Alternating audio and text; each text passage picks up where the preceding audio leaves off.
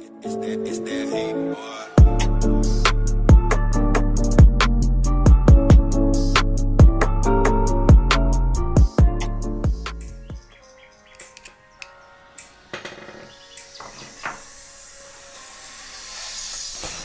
Bonsoir, toi qui regardes cette vidéo.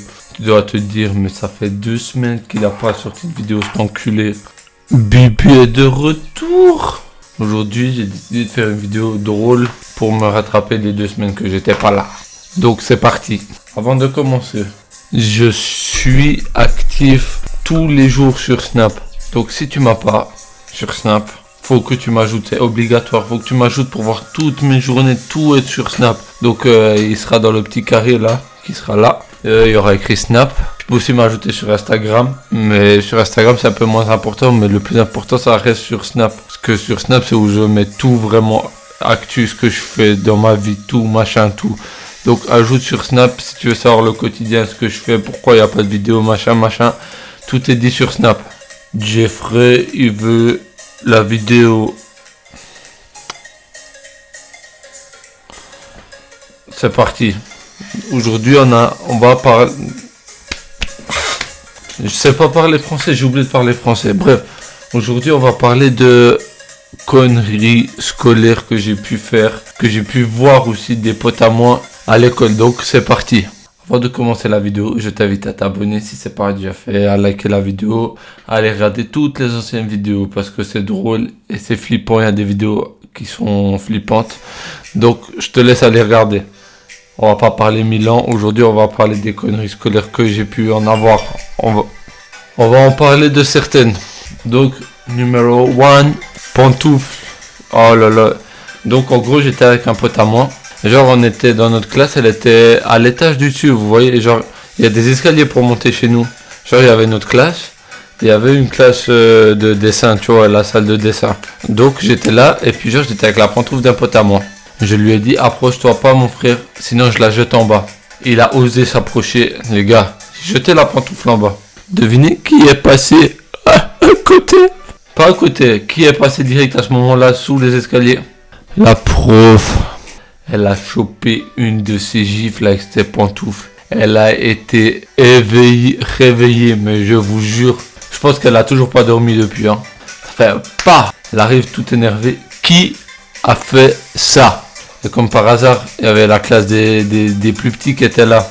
Et ces bâtards là, tous contre moi. Bah bon, après, tu vois, c'était moi le fautif, mais tous en train de rigoler sur moi. Bon, elle est rentrée énervée. Elle m'a vu, je l'ai vu.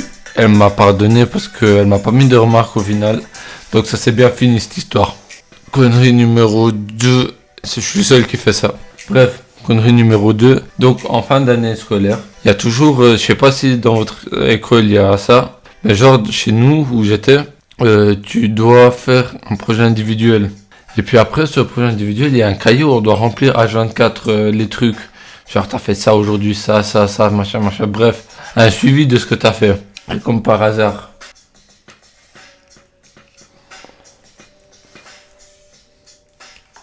Bibi, il a fait quoi? Il a perdu le cahier. Eh oui. C'est donné, c'est gratuit. Comme par hasard. Après que j'ai dit au prof que j'ai perdu mon cahier. Mes parents, quand ils rentrent, ils n'étaient pas là. Ils reviennent. Comme par hasard, ils l'ont croisé à la Migros. Eh oui, Bibi s'est fait allumer. Mais bon, c'était noté. Oui, c'était noté. On peut dire c'était noté comme ça. C'était noté sur un bout de papier dans le chiffon. C'était noté dans ma vie qu'il allait avoir ça. C'était obligé que le prof il les voie à la Migros. Connerie numéro 3. Donc, connerie numéro 3. En plus, on était 3. Donc, voilà. Bref, on était 3. Et puis, il y a un gars, il allait chercher la clé de la halle de gym. Il rentre, il demande la clé. Et le directeur, il dit quoi? Monsieur, tu rentres seul. Parce qu'il a vu qu'il y avait un Albanais dehors. Donc, il s'est dit, lui... Non. Dehors. Sans prof, lui dehors. Bref. Lui, comme un trou du cul, il a pris la clé. Il ne l'a pas dit qu'on n'osait pas rentrer. On est rentrés les 3. Et puis après, genre, il y a la halle. Et puis genre, en haut, on voit l'école. Je vois débarquer depuis les escaliers un sprint, mon frère. il est venu à une de ses vitesses. Voilà, et même mes potes qui étaient en train d'étudier à l'école, ils étaient choqués quand ils l'ont vu débarquer en sprint jusqu'à là. Moi, 14 ans le bonhomme quand il a fait ça.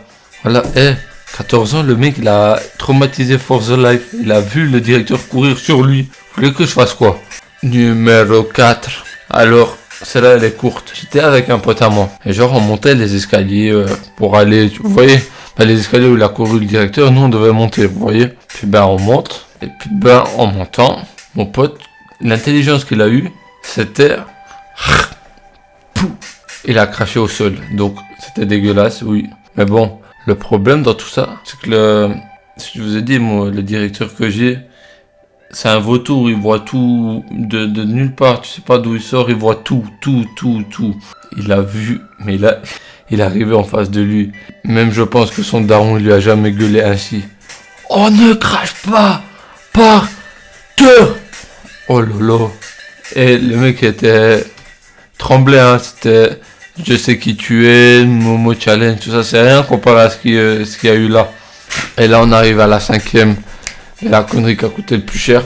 On avait pété la porte d'entrée de la classe, mais 2 secondes, on va t'expliquer pourquoi. Donc, on arrive, on a bloqué quelqu'un derrière la porte. On va dire que la personne qui était avec moi qui a bloqué la porte s'appelle Jérôme. Et l'autre, il s'appelle Gertrude, lui, qui s'est fait bloquer derrière la porte. Donc, moi et Jérôme, on pousse pour pas qu'il sorte, tu vois, parce que c'était appuyé contre le mur, lui, il était bloqué.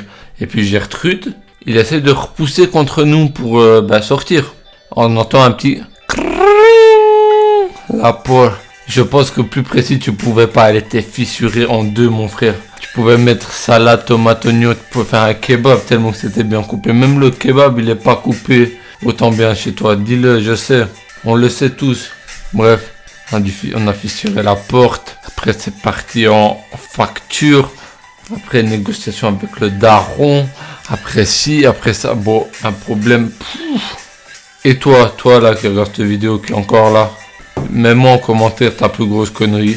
Je me ferai un plaisir de lire. Et pourquoi pas, s'il y en a pas mal en vidéo, pas mal en commentaire, on fera une vidéo où je mettrai vos trucs à vous. Et puis voilà. Sur ce, c'était Albash. Sur ce, je vous laisse. Bye.